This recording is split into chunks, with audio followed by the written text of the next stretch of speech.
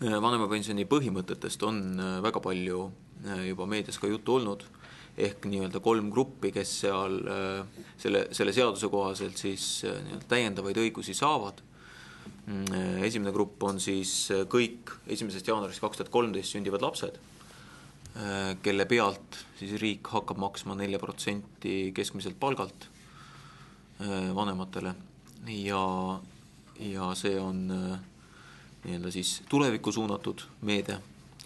Ebavõrdsuse likvideerimise meede on siis lapsed või ka vanemad, kelle lapsed sündisid vahemikus detsember 1980 kuni 1. jaanuar 2013 siis, veel siis ka selle aasta jooksul. Ehk hetkel kehtiv seadus ei arvesta 2 lisaaastat siis selles vahemikus sündinud lastele.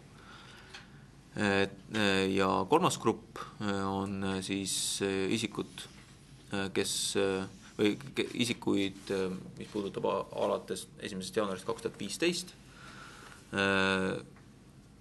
Ja see puudutab siis tegelikult kõiki, nii pensionil olevaid kui siis sündivaid lapsi, et kuni 2013. aastani siis sündinud lapsi, aga siis ka täna pensionil olevaid isikuid, kellele siis arvestatakse 1 täiendav staažiaasta.